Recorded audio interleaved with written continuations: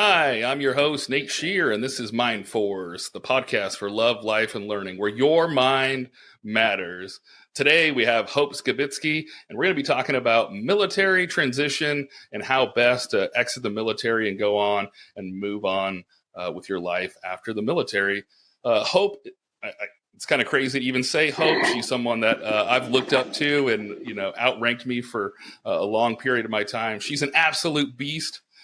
She left from EMT with a toothbrush, in her backpack, and she's been featured in magazines, probably on AFN. I don't know, but she's done a lot of different things.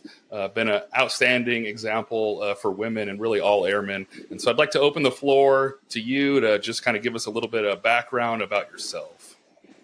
Yeah, sure. I, as you alluded, came into the military with very little, but it was what I didn't even know was an opportunity. I was a medic by training. I took a little bit of time to do some education and training as well as health and wellness. I went to be a military training instructor, AKA drill sergeant. And then I had the privilege to go back into my career field for a little while, try out a different set of things within the hospital walls. Became a career assistance advisor, helping people understand how to navigate their way through military career change and changes the military was imposing on us.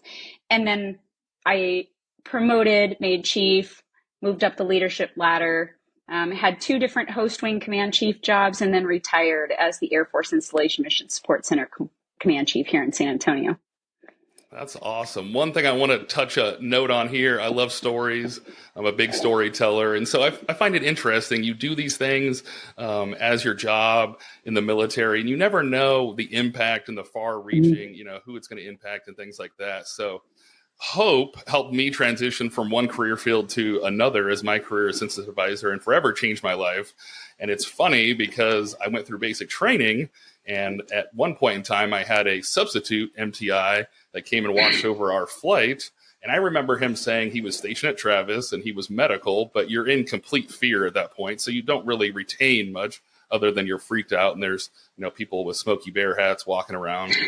And so it wasn't until many years later, I was stationed at Travis, not medical, but I was in a briefing for an all-call, a commander's call at the briefing, and they were having some issues with dress and appearance and some other things. And so they had 2 airmen that were standing on the front of the stage up at Travis, and this person that I knew very distinctly, the voice came down, shouting commands and lighting these 2 people up that are on the stage for, their incorrect appearance.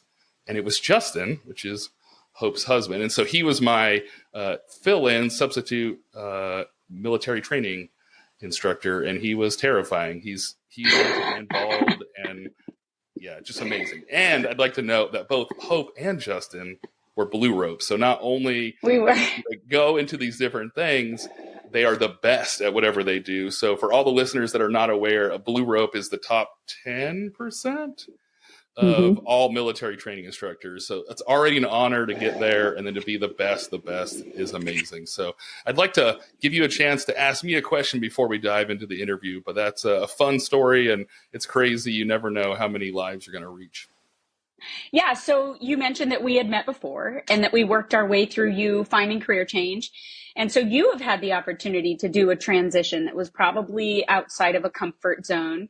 As we talk about transitioning, what did you find helpful as you made your way into this new, potentially scary and uncomfortable environment that was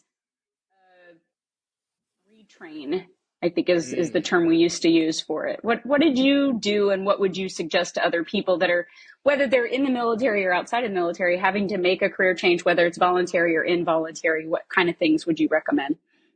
Absolutely. I think the thing that I would recommend, and I feel like a lot of the things I say are cheesy and cliche, but if I really feel that, that's what I have to say.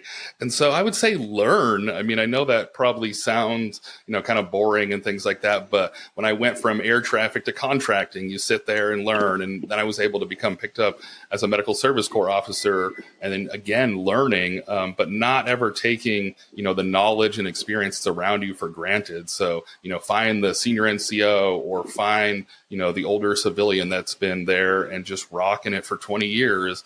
And so I know that's said a lot, but I'd have to just reiterate and kind of foot stomp that again, like find the people that have been doing it, that know how to do it, and then work through the changes and things like that later on. I know we talk about like the 90-day rule where you're not kicking in the door and trying to change everything. So I think that kind of plays into that. Get in there, learn, read the things you need to, sit with the people that have been doing it, and then later on try to work on some of those changes. I think a lot of us are A-type personalities. We want to fix things. We want to change things, and that's fine.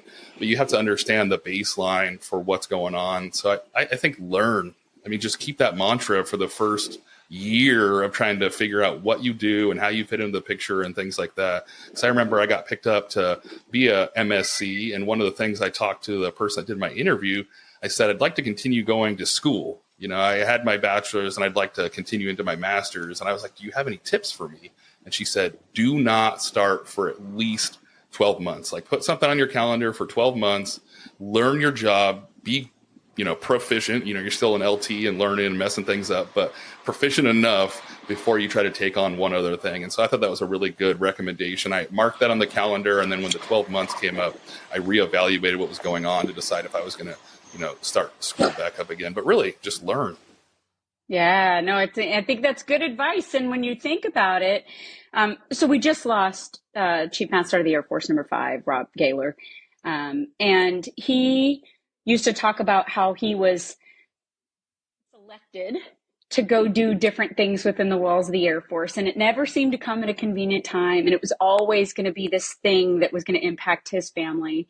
But he always saw it as opportunity because it was, one, the mindset that you go into something will definitely drive the way you feel about it. And two, if you didn't see it as opportunity, what's the alternative, right? And so, I think that that's what you're talking about right there is when you say learn, give yourself an opportunity to actually enjoy it, get to know what you're doing there, see what it might be that you could like about it, even if it wasn't a voluntary change.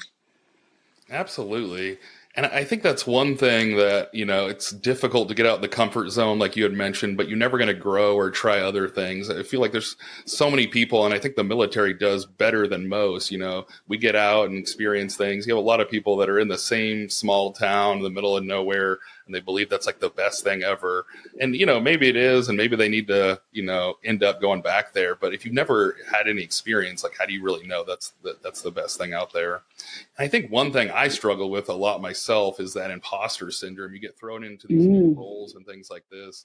But one thing I heard the other day, and I wish I could quote it, but I've been trying to rely on it because when I do struggle, it talked about you're being like almost disrespectful to the people that have helped you and guided you and got you to the place that you are. You have been through trainings and TDYs and been through all these things. You are prepared, or you wouldn't have ended up there. And so it's almost like, the people that did your interview or, whatever it was requirement wise to get you there, someone signed off, either that's through your WAPS testing or, whatever it was, there was some qualification to get you there. And so to have that doubt, it's almost like disrespectful. So I try to kind of reflect on that. Someone believed enough to be able to sign off on these things. And so I need to do the best I can every day and make it, it a little bit better the day before. Yeah, I think that's a great point. I have to talk myself, back in off the ledge for stuff like that too, because I think, well, gosh, I've only done this once. Does that make me qualified to be a subject matter expert? Or I've not done this thing, but I've only done something somewhat similar. Should I tell somebody before they really think I'm good at this? And I have to think about it. I think like of Apollo 13, right? They had never yet had to figure out how to fix that particular problem. And when that problem came upon itself, yes, they're pulling from subject matter experts on repairs and flight and space travel, but that problem was new. So even your subject matter experts were novice at this particular thing, and they had to work their way through it. And so, every single one of us, as prepared as we can be to go into something, and then you just kind of got to learn your way through it. And one thing I want to touch on, I touched on it briefly in the interview with Chief Ronnie Woods as well, but some people get frustrated in the military with the bake sale or, fill in the negative connotation type thing. But that was something I was glad we touched on in that interview, because people are like, well, you're leaving your job and you're not doing, and I'm sure there needs to be some balance of, learning your job and, not doing extracurricular activities, but those activities, time management, project management, dealing with people, all these things where people are like, well, they're just out of work and they're just trying to skate or, whatever, again, negative thing. But those skills, like you're saying, are going to be adjacent to other things. And so that parallel between the two is really important. So I wish more people would see that as that opportunity and learning and positive, hopefully it's not out all the time, but those things are important. It's not to get out of something, but you're going to use project management in some form or fashion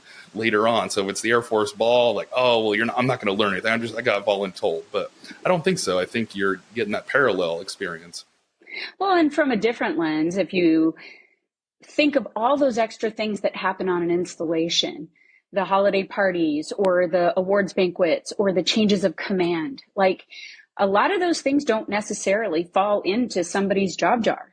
And so who's going to do them if not the person that's either volunteered or voluntold to go do it? And so they still have to happen. I mean, I think of this, I'm on a board of directors for a nonprofit at-risk youth organization. And here are these young kids that didn't ask to be in the positions that they're in. But they now have people that are willing to help them. But if everybody doesn't pitch in and do a little, it's not going to succeed. And so I'm giving of my time to try to help these young kids that I want to have a better future than perhaps is predicted for them right now. And so the same thing serves true on any installation. You want your family to have a place where they can go and feel connected so that they'll stop griping in your ear about how much you're gone at work and they don't feel involved and all this stuff. Well, we've got to put on these things for those families to go to so they can feel a part of those things and they can be connected to them and they can appreciate more than just it's your job, because it's not just a job, it's your life. Absolutely. And somebody's got to do it. Absolutely. Everyone wants the output, but I guess it's difficult to get the people that want to do the work. That's right. So let's move into the interview and get into the meat of this. So the first question Sure. I'd like to ask you is, what did you feel was the biggest shock leaving? How quiet the phone goes. Cell phone? Yeah, and proverbially speaking, like when you're in the walls of the military, your boss needs you because you didn't ... or your subordinate needs you because they don't know how to ... or there's an exercise, or there's a recall, or there's a fire in wherever and they want to know that your family's okay. Or it's the everyday grind. If you carry a duty cell, or anymore if you don't, it's the bring your own device kind of thing. And especially if you're in the role like I was in, where you're getting phone calls in the middle of the night because someone's hospitalized or who knows, whatever. And then you turn your devices over and you walk out the door and the machine is still running and the wheels are still turning and everybody's still doing their thing. And either they believe she's out in a sailboat enjoying her time and I'm going to let her revel in it, or they think she's too busy for us now, or they don't think at all because the machine is still rolling. And so you go from a phone that won't stop buzzing, or a doorbell that won't stop ringing, or a calendar that's so full you can't get a sheet of paper between the appointments, to all of a sudden, everything's blank. And everybody's gone and you can hear the tinnitus in your ears because it's just you. And whether it's done, because they're glad to see you go, or just because the machine is still running, it's a very lonely feeling to all of a sudden be in that silence where nobody's looking for you. That's interesting. So I'm curious. I've heard, younger airmen, sometimes they feel that being in the military is a little more obtrusive and, in their business and things like that. But it's interesting to hear the other side of that. When you do get hurt or something happens, someone's tracking and aware of that. So how do you see that? Is there I guess there must be a balance between, being overreaching, but being part of, the machine there. So how do you see that balance playing out? Well, I mean, that's a tough one because for me, like I would have expected that all the people that not just acquaintances, but friends, that someone would have called and said, "Hey, Hope, let's get together for coffee," or "Hey, let's have lunch," or "How's that retirement thing going?" And my best friend, active duty, would often make her supervisor her point of contact in the event that something happened to her and she was hospitalized and they needed to call someone.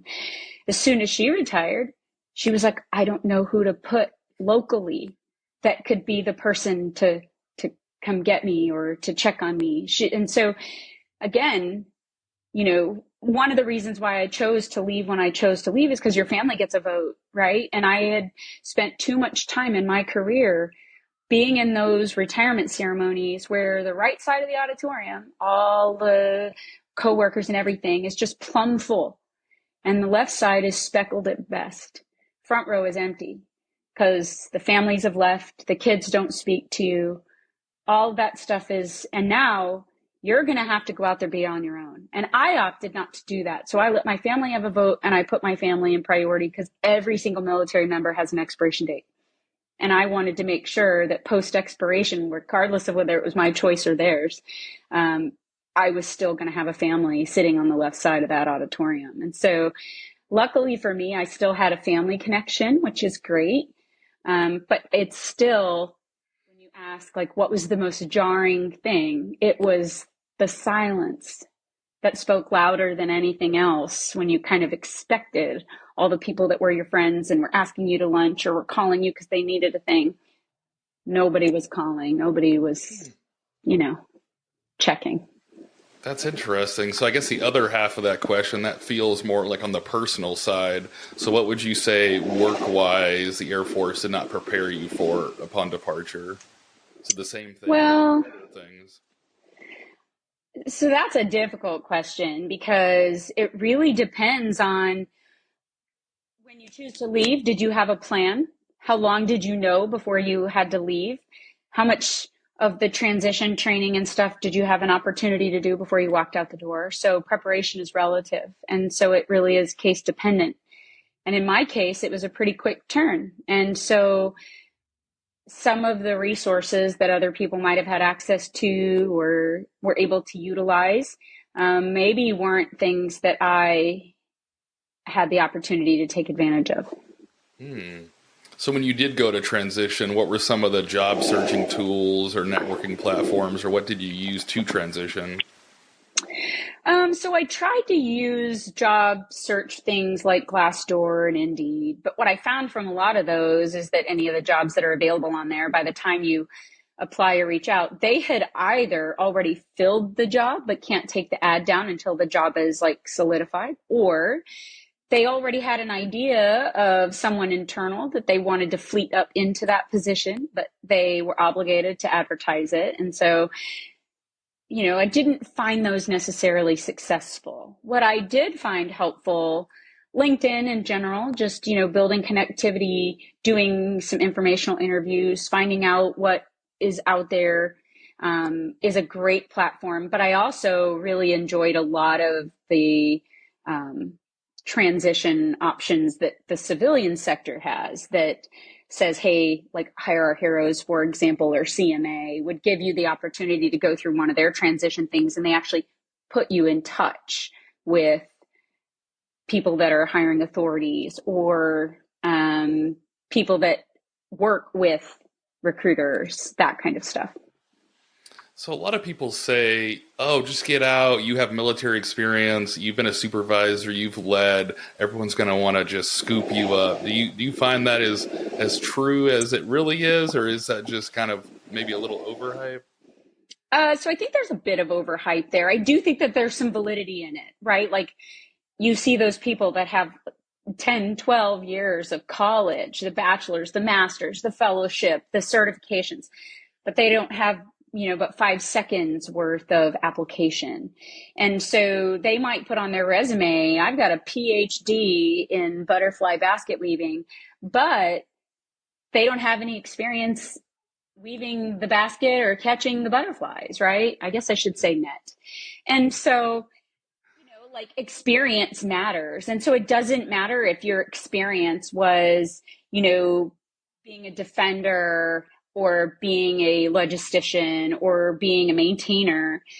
You have a lot of work ethic, attention to detail, following instructions, leading. I mean, we start leading people formally and informally from the time we have 2 stripes on our arms, right? So you can capture a lot of that stuff, but the important part is learning how to translate it, because I could say aubergine all day long, but most Americans are like, what the heck is that? And you're like, oh, eggplant, right? And so until you can figure out how to make common civilian sector understand what you did, it doesn't matter if you hung the moon. So we kind of touched on things that you were not prepared for. I'm curious, going through TAP or, GPS or whatever it's called now, what was something that you were overly prepared or knew everything about, but it didn't really help you at all? So, I guess that's difficult because there's a lot of like, hey, let's run you through this educational portion of TAP if you think you want to go to school when you get out. Or let's run you through this entrepreneurial portion of TAP. So there was a whole lot of information, and they flooded you with it. And I don't know how good everybody else is, but if I turn a cup up and there's so much, it's going to run all over my face, down my shirt. Like, I'm not going to be able to ingest it. And so to me, it was so much information in such a small amount of time that retaining it was part of the issue. Having points of contact, they gave me points of contact that when you try to reach out to them, you might as well have been trying to reach the moon, because you'd never get return phone calls. So when you're like, hey, you mentioned this, can you elaborate on that? I don't know what that is. There was nobody there to help, or at least in my experience. So they give you a ton of information that you might potentially need. But like my biggest thing was, what do I want to be when I grow up? And so it's hard. Like, do I take your educational route? Oh, I don't know. Should I go your entrepreneurial route? Ooh, I don't know. Should I go to some of your job fairs for job placement? I don't know. And so for me, the hard part was there really were a lot of tools that were made available, but I hadn't yet decided like what I wanted to do enough to exercise the path that would have made it less overwhelming. So to me, it was just a whole bunch of ingredients that didn't make a thing. Was there something you prepared for and put a lot of energy in and you got out and realized that was no big deal? So I thought that I had to do just a junk ton of go to the doctor and get things outlined. Like, I had done a pretty good job over the course of my career of going to the doctor if I needed to go to a doctor, but I'm the worst. Medics make the worst patients. Because I didn't want to clud up an ER or take an appointment that wasn't necessary. I would often, home treat or, search engine, some self-home remedy. And so I thought, golly, every ache, pain, crick, I need to go see a doctor to get it in my medical records. Then when I started doing the BDD, the before discharge VA disability submission, I'm like, oh, I have it all in my records. They're like, that's cute. And I'm like, no, but and they're like, that's interesting. Now there was a point later on where somebody would say, oh, well, if you already have your medical record, that would be interesting. And you can bring that. That would solidify the thing we already found. Because it doesn't matter if you tell the VA, like, my eyebrow has this scar that I got when a round backfired and now I can't blink entirely. They're going to be like, interesting, let's send you to one of our doctors and let them look at it. And then if they find a thing, they're like, oh, did you know you have like a muscle atrophy? Because I'm like, oh, I didn't know that. But I have a thing from when I went to the ER and they did have to do some. And they're like, oh, let us see that. That might be interesting. But I did so much additional work thinking. Now, I should caveat this with that served me well, because normally when people get ready to separate, they have a better, I think it's called a VSO, but I don't remember what that stands for. Or they have someone within the VA that kind of helps them file their BDD. Hmm. I couldn't find anybody. I worked in Bexar County. I lived in Como County. Nobody could point me in a direction. I couldn't find anybody to help me. Everybody I did find says, oh, we're Bexar County. You're Como, can't help you. And so I had a very, very difficult time finding help. So I ended up having to file on my own, which I don't recommend to anybody because it is an arduous task. It is not intuitive. And it is, I mean, I will tell you, I shed 12,000 tears. Like, why me? How come I can't find anybody to help me? So for me, it was good to have all the documentation. I tell myself that because I did it, I couldn't find help, right? Like, I'm just kidding. But yeah, so I think that I maybe over prepared on that. It actually served me well because most people that I know who did have someone to help them file, the VA is going to do all their own homework anyways. So you can tell them anything and they're going to do their own searching your person to find the ailment. So make sure you find a VA rep. That's right. Find help. Find help. That's what I will tell you. Find help. So that's a good point. I like that you brought that up because I feel the same way, being someone that's related to, patient care, even on the admin side and looking at templates and things like that. I feel some type of way about, taking up a slot that could be used for somebody. So someone gets to their last 2-3 years or whatever. What is your advice with trying to make sure all those things are good before you leave? So I would say a few things are true. Take care of your human. You only get the one. And when you walk out of the doors in the military, the day you retire, not your ceremony, but you retire, you're at the back of the pharmacy line. You're at the back of the PCM appointment line. You are not a priority for referrals, like all of these things. And it's not anybody being mean. It's that our active duty have to take priority. We've got a wartime mission, and these folks need to be wartime ready. And so the assumption is always, the retiree, they got more time. We're going to leave them in the pharmacy sitting for, 5 hours for their prescription. I probably am exaggerating, but I'm not sure. Anyways, and so just take care of your person. Don't pile things up until the end. I mean, that's like anything else. Saving your receipts for a whole year before you balance your checkbook is a dumb idea. So, just stay on top of it, take care of yourself, see a provider when you need to see a provider. You and me as medical admin and medical earn our medical benefits like anybody else, use it. But at the same time, if your child is teething and has 103 fever, Tylenol. Have you tried children's Tylenol before you took them to the ER? I'm just asking for a friend, right? Like, that's funny. I saw a thing where they did a research and they found that if you have a $1 copay, it reduces like some crazy amount, like 60% of people walking in, like just $1, just the hesitation to like, do I really need to go in? No. Yeah. That's interesting. Yeah. People don't always understand that, but I'm glad you get it. You get it. I'd be okay with the $1, like just to make things a little smoother. I'm sure that's probably a hot take, but everyone can afford $1. I don't know. But anyway, I want to back up real quick just to hear your take on TAP. I wish I knew what it was currently called, but it's changed a couple times. But you said drinking from that fire hose, and I feel like I completely agree. When there's so much information coming at you, there's no way you're going to retain. So if you could change one thing, would you want to see like, multiple incidences, 6 months, a year, or how would maybe that play out a little bit better where you could digest? So obviously, never having been a provider of TAP, it's hard to make a great suggestion because it's always easier to be the side seat quarterback that says, here's how I would change it. Well, obviously, we're resource constrained. We're human constrained to deliver said resource. So the thing that I would offer is, one, give real contact info. If someone says, hey, I'm the subject matter expert on this topic, here's a crap ton of information. Here's how you reach me. Even if it's an email address or a telephone number, make it valid contact information. That way, if I decide, hey, that's the avenue I need to go, who do I reach out to? Because then after that, you call back, say, hey, Military Family Readiness Center, I went through X training and this, oh, you're already retired?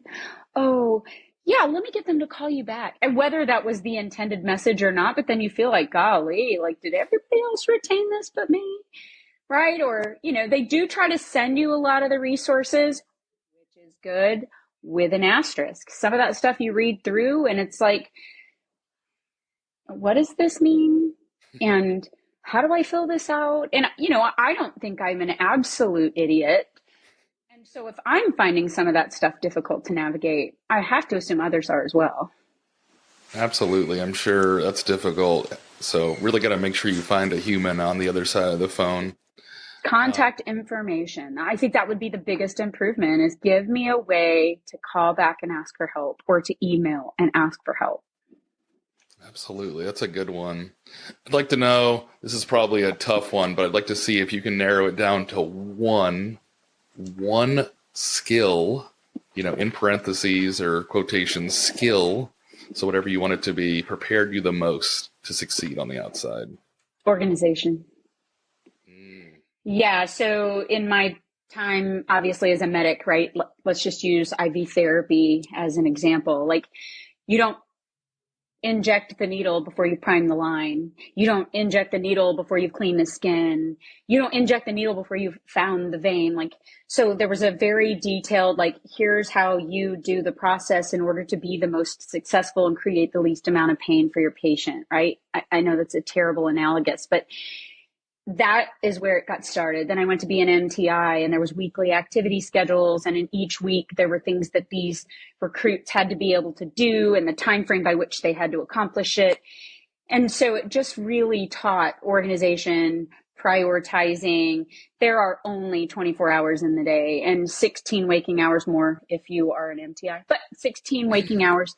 And so you can't have a balance. You have to be able to prioritize. And because everything isn't going to get done in a day, if everything's an emergency, nothing's an emergency. So what thing has to happen today, and then in what order, right? We have a tendency to try to do all the easy stuff first because it was easy. Let me just check it off.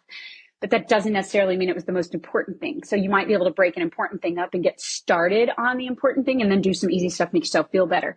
Give yourself a designated amount of time tomorrow. And so prepping for my transition, having those skills helped me. Like, what things do I need to do for the VA? Check. What things do I need to do to outprocess the Air Force? Check. What things do I need to do to follow up, make sure my pay is right? Check. Right. And then when I get my DD-214, who needs that? So having the organization not only helped with my transition, but has helped with applying for roles in different positions, asking, doing my own business development, that kind of thing. So it's just, organization has been the most beneficial thing for me. That makes sense. Was there anything you did as a command chief, like filtering your email or something you still do today? I do. So I had this great IT individual who said, hey, look, there are probably things that you have ruled, right? You can set up a rule that says if this, then that, and it filters to another folder. What I found later on in my command chief time is that some of the stuff that was ruled, it was ruled either by person or by committee. And then I would go to a meeting and they would say, hey, chief, so we had sent you that thing and you were gonna, and I was like, ugh. Because by rule, that went into a folder and I never saw it. So I quit doing that. And what I started doing is, by this IT person's suggestion, keep it in the day of, but then when I need to get through stuff, quick filter by from, so that I could go do a quick glance at all the things that were coming in and move those things in bulk to the folder that I could go back to when I had a chance, but I did a quick scan on. And then I started telling people when I would sit in meetings, if you send something to me that I need to action, put me in the to block, not the CC block, and at me. Because you can at somebody and then it pops in as though they were talking to you. So if I said at Nate Shear in the title of in the body of my message, it would ping you that like I've drawn attention to you. This isn't just informational. And so having people at me and making sure I was in the to block if it was action versus information. And so I have carried that on when I talk to people. Hey, when you send me a thing, please at me if it's action required of me so that I can put it in my calendar and make sure. Because, emails are voluminous. You get things from a lot of different people and places, especially as you transition. Things are coming in from the VA, Military Family Readiness Center, other places that you've done transition workshops with, people that you're asking for informational interviews from. And so things, if as you prioritize them, you want to put them on your calendar. And so some of the stuff, they were just sending me bulks of information. Hey, in case you're interested, or if you wanted to know, I needed to make sure I didn't spend so much time reading those that I was missing the things that required my attention. That's awesome. I had no idea you could so you learn something new every day. I did find one I used to use. I haven't used it in my fellowship just because I'm in a kind of a different role right now. But I found one where if it's to you and only you, it makes it like red, bold, like the biggest font it can. And then it's red if it's to you and others, and then green if it's CC'd, and add this whole thing, which is really nice. Is at a glance, to your point, like the higher font, the larger fonts, like I'm the only one this went to. So if I don't do anything, no one's going to do anything. And then the two, there's a couple on it. And then the green, like usually just CC'd. And so definitely to your point, like just informational, it's usually the CC. So that's a good point. But I'd like to ask you, what are you doing now and how does it relate to your service? So I decided so it was just before I retired, I had decided to start doing some consulting and some leadership development, some coaching. And so the companies that I was doing this contracted work for, because I was doing it under a 1099 premise, they didn't want to pay Hope Skibitsky. They wanted to pay an entity. So I started an LLC. And then I took a W-2 job, did some learning and development stuff, found there were parts of that I didn't really love and parts I did love, which was the actual leadership development and some of the sidebar coaching that people would reach in and say, hey, I'm trying to tell my person that they're missing the mark on these things. How would you recommend? And so I really started to find I liked that. My company did some downsizing and my position was eliminated. So my very first civilian job, I found myself without a job.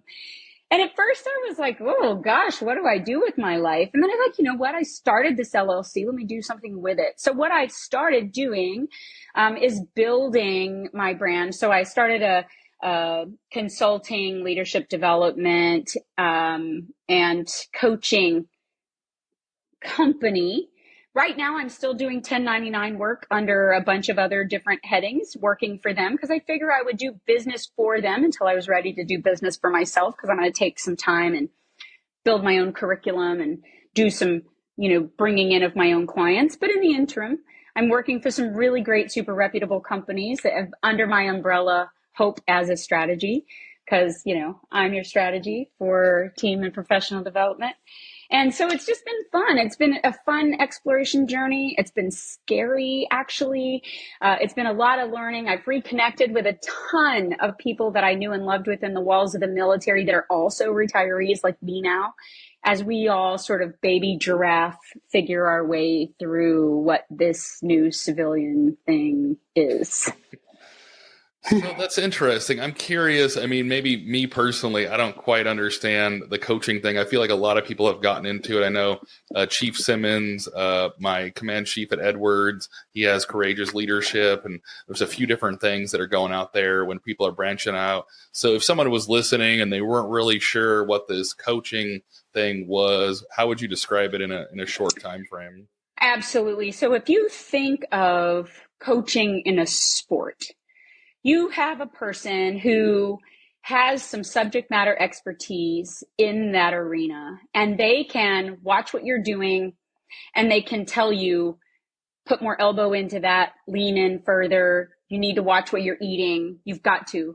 But you've got to take initiative. You've got to decide what direction you're going. You've got to execute on each of the different things. And then you've got to come back to me and say, my I'm going to make this analogous up. My jump shot just still, I can't get it right. Or I find myself always, behind the person I'm supposed to be in front of. Like, what kind of things should I be doing differently?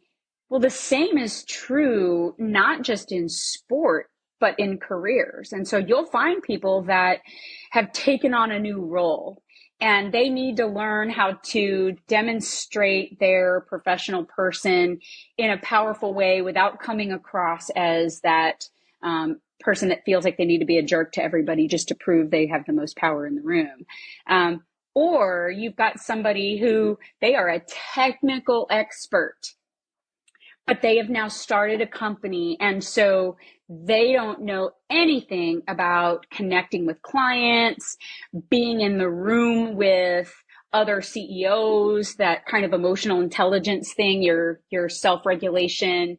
So anyways, there's a lot of things that a professional coach can do to help people grow into their new careers, repair places that they feel they have shortfalls, get stronger in areas that they want to see improve. And so it's just like athletic coaching, but it is professional coaching. So did you get any certifications or anything specific to that or anything else? So I don't yet. I'm considering it. There is no requirement for coaching. And as a matter of fact, about the only time you need to have any of the certifications, because there's different levels and there's ones that are regional and blah, blah, blah. Some people care, some people don't. All you have to be, and I heard this from a very great coach, J.R. Flatter, who is the founder, prior CEO of Flatter Inc. All you have to do is be 1% better than the person you're coaching, right? And we knew this as senior airmen. You go through ALS and now you have people assigned to you. And you're thinking, how can I be their supervisor? And you think, well, what are some of the things I learned along the way that I wish somebody would have told me? Or what are some of the things that I stepped knee deep into that I learned really well because of? How do I coach somebody through things that they're struggling with? How do I send them on assignment to do a couple of things to see how that feels, try it out for size? And so there is certification available. There's no certification required. And if you have a reputation that says, hey, I was a successful leader, I can coach someone through leadership. Again, how did you write it in your resume, curriculum vitae, whatever, to demonstrate your capability? Because I think about it this way. When I went to be a military training instructor, you would have master sergeants who had senior airmen as their trainers. Because at that point in time, the senior airman was the subject matter expert. They had been a military training instructor for a year and a half, 2 years, and this master sergeant was new to this environment. So though well grown and embedded in Air Force and their own technical expertise, this is foreign to them. And so that person can coach them through this. And so that's kind of where I'm at. There's a lot of people where they are aware of the fact that some people are born with leadership. Some people can be taught or have to be taught it. Everyone can learn it. That's interesting. It reminds me, I was doing a wing inspection team and watching over this team do SABC, Care Under Fire, I think at the time. And there was a senior airman. She knew everything, but there was this tech sergeant that was older and, higher rank. And so he was yelling and telling her to like pipe down, and he was just messing up everything. And I was like, I just really want to step in. But I was evaluating. I was like, the senior airman is killing it, or could be, but sometimes the loudest voice in the room is not the best one to follow. Back to that difference to expertise. Like if you're the best one, regardless of rank and whatnot, you got to let the person that's done it maybe more recently take care of that. Yeah, and at the risk of beating this topic to death, the Navy just made a decision that they are going to allow people to join the Navy who don't have a high school diploma nor a GED, as long as they can make a certain score. I saw one article that called it AFECD, ASVAB, and another one that called it AFOQT.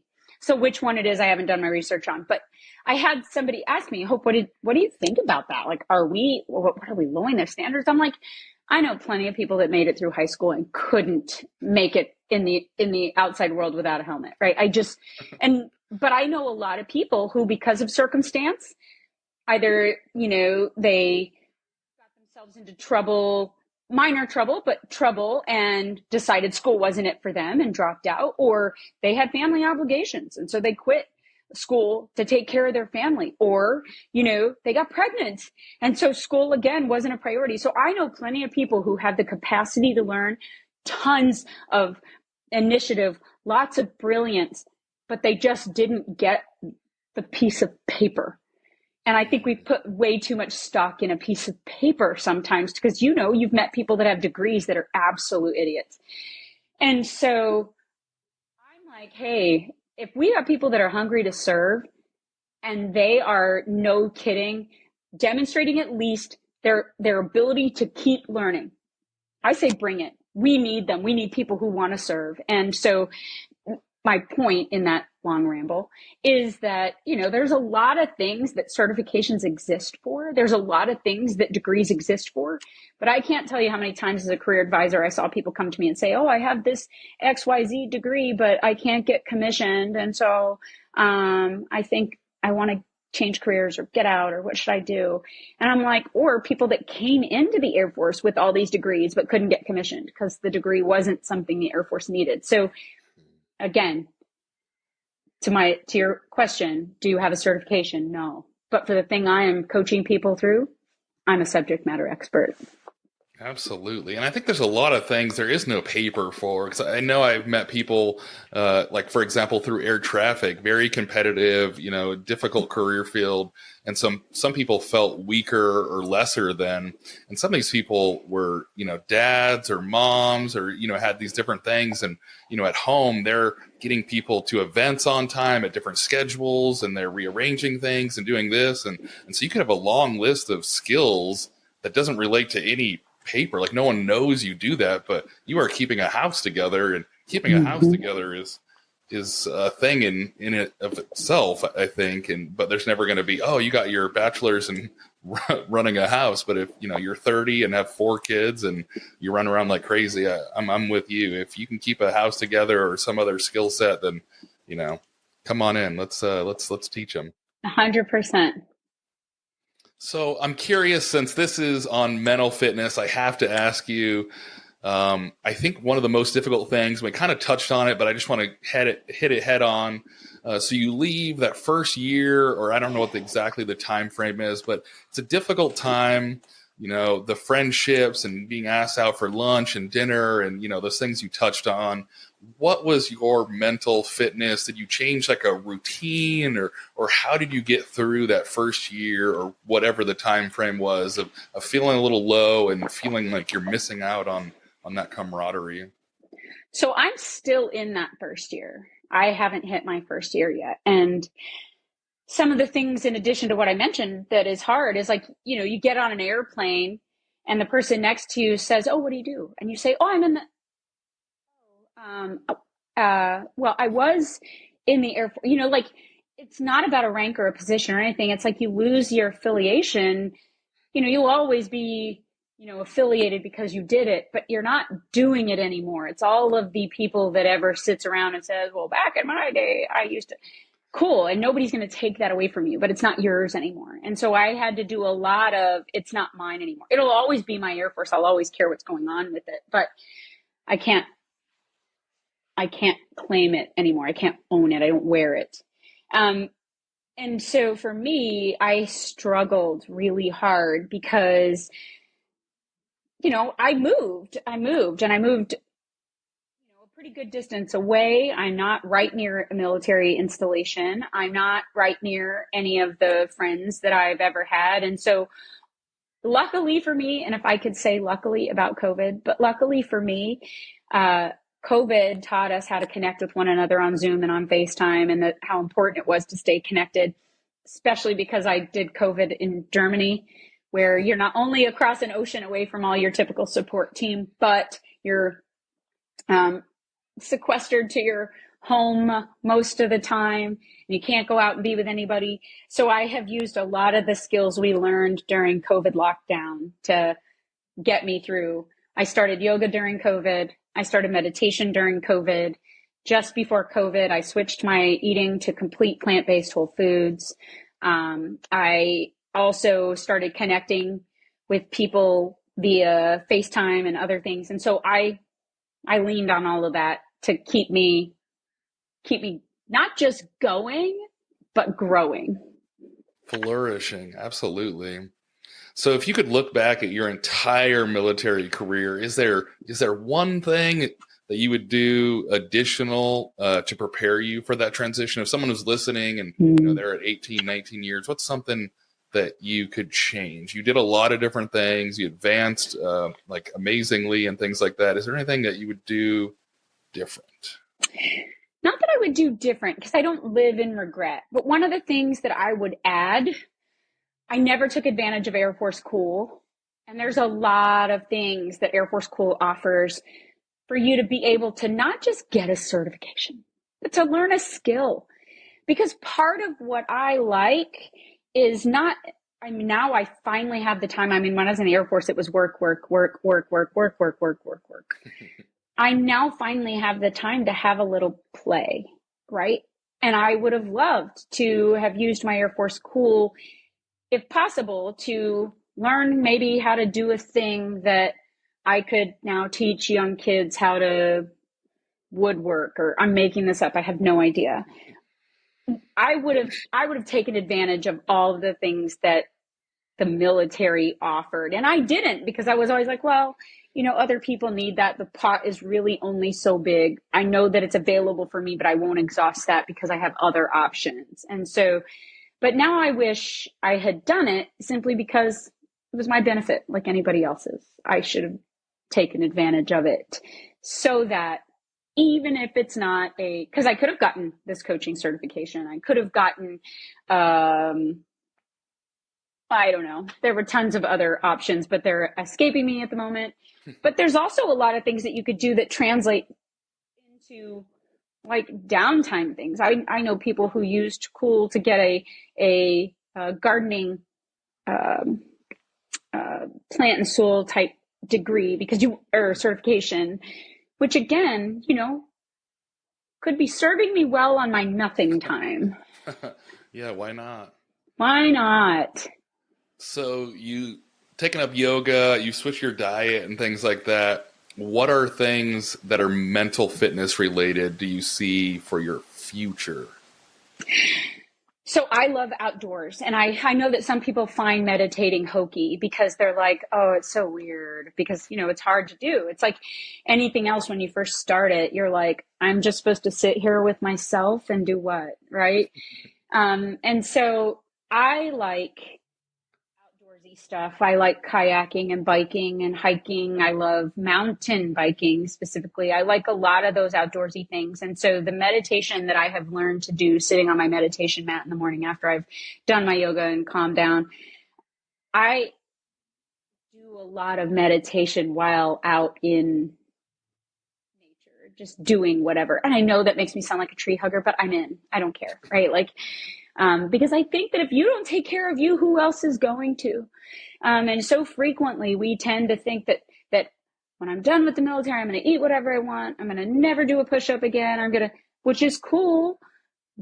But why would you throw the one and only person you have into such a state of disrepair? Like, watch what you put in, move your body. Body's emotion tend to stay in motion.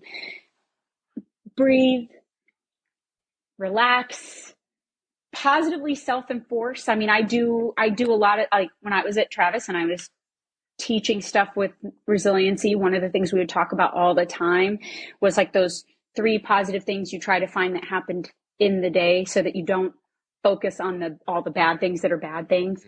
And then it just becomes natural for you to start thinking about those 3 positive things that happened in the day, so that you have that focus. Like, because think about it. You go out and start your car. Every day it starts, you think nothing of it. But the day you go out and start your car and it doesn't start. All day long, all people get to hear is, my car didn't start this morning. You get home for dinner that evening and you're telling your significant other, like, oh, the car didn't start this morning. It's like the only thing that happened today. And you miss the fact that one of your teammates brought in breakfast burritos, and that you had a really funny meme taped to your desk because somebody thought you would enjoy the share, and you got an @ in the email message because somebody said, hey, they really appreciated your customer service. Like, you don't go home and tell your spouse about those things because like you forgot all about it because the car didn't start this morning, right? And so I tend to try to tell myself to think of 3 really good, even if tiny things today, like the mailman actually brought the mail today. Because sometimes we have to go up to the mailbox or the post office and we're like, hey, they didn't, oh yeah, the mailman's running behind. Like, so I'm just saying, like, 3 little things. It doesn't have to be gigantic, but each of those things, when it happens, just celebrate those wins. And it just brings up your mood, brings up your energy, and makes when the daunting things happen, I even tell myself now when something daunting happens, I'm like, I have to tell myself tonight to find 3 things that'll make me forget about this. That's awesome. Yeah. Overpower the positive over the negative. Absolutely. So I'd like to ask you, in the theme of military transition, what's the one thing you want people to know this week, this month, or, whatever time frame it is coming up on their transition? What's the one thing they need to take away? So mentally prepare as much as anything, right? Obviously, financially prepare. Make sure that you're ready to pay those bills if you don't have a job, or until your BDD comes through, or until your first military paycheck rolls out, because it is not automatic. So make sure you're financially prepared, but make sure you're also mentally prepared. Tell yourself there's a chance that people aren't going to reach out, but why do they have to reach out to you? Reach out to them. Be like, hey, I'm not on vacation. I'm actually still local, and I'd love to spend some time with you if you have it. That way they're not expecting that you're busy, and you're not expecting they don't care anymore. But then also, give yourself a chance to celebrate even the little things that happen right. Because sometimes it's overwhelming and it'll feel like, man, you never got a call back on that interview, or I've submitted 15 resumes and nobody cares, or I've been to 5 transition workshops and I still can't get my resume right. And it'll start to feel like who cares? What is it all for? Give yourself a break. This is hard. And, take a big, deep breath. But if you've financially prepared, you've told yourself, I'm going to, plan for the mental connection being needed, and what am I going to do to initiate that? And then you're going to celebrate whatever little wins you have. It's helpful, because at least in my experience, I have found it to be hard. I have found it to be, a bit lonely. I have found it to be, scary, like my last civilian experience before the Air Force was not a good one. And so, I didn't want to leave, really. It was my thing, and it was just a necessary evil. It was like the expiration date came sooner than I expected, but what could I do to make it better? So I would just, I would say plan, prepare, and celebrate, celebrate the small stuff. Awesome. Well, thank you for coming out. I want to encourage all listeners to let me know how the show's come along. We are on Buzzsprout for the audio. We're on YouTube for the video. And then we will have more stuff out there. There's the Facebook page and different things like that. So whichever way, reach out, let me know how it is. But I love you all, and see ya.